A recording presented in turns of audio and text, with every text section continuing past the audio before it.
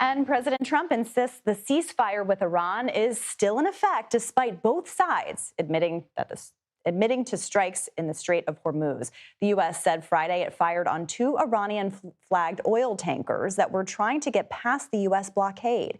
Iran called the U.S. action a breach of the ceasefire. And this all comes as Secretary of State Marco Rubio says the U.S. is expecting to hear a response from Iran sometime today on its latest peace deal proposal. So we have CBS News contributor Roger Carstens joining us now. He's a retired lieutenant colonel with the Army Special Forces.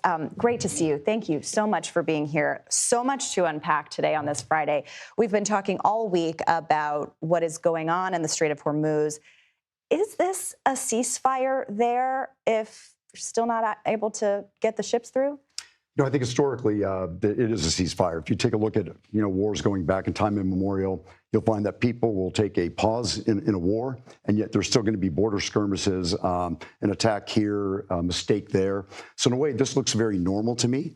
But the fact that I would say that the blockade's still intact. I think the U.S. Navy said they've blocked more than 70 ships that are preparing to go in, but they're staying outside. They've prevented 57 ships from docking in the last few days. And I think over the last 72 hours, not one ship's really crossed the line into the space there. So I think overall, the blockade's working. The ceasefire is nominally working.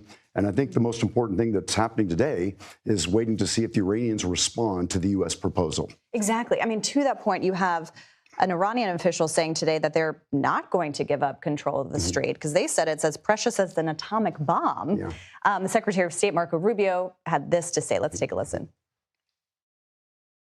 Obviously, we've seen the reporting overnight that Iran has established or trying to establish some agency that's going to control traffic in the straits. That would be very problematic. That would actually be unacceptable. Okay, so those are two different things, right? Yeah. You're great at this. How do you get to a deal then? It's going to be hard. I would say we may not even get there. I think Secretary of State Rubio is absolutely correct. The United States has always supported freedom of navigation everywhere in the world. To allow the Iranians to control the strait, I think would be a very bad move on everyone's part. No one would gain for that with the exception of the Iranians.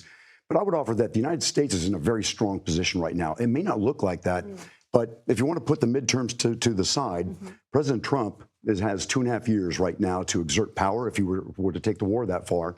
We have total naval and air domination out there. We have infantry in the way of Marines that are en route or there.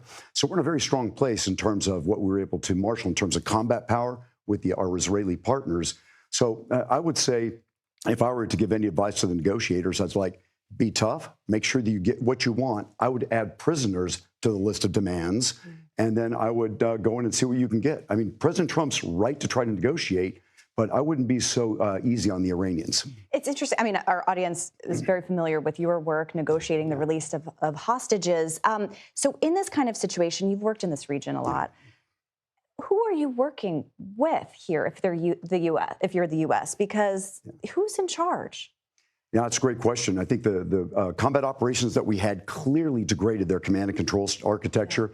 People are having a hard time still communicating, determining who's in charge. It's clear in terms of the Iranian response to any offer that we've had that they're having some problems, I guess, marshaling command and control.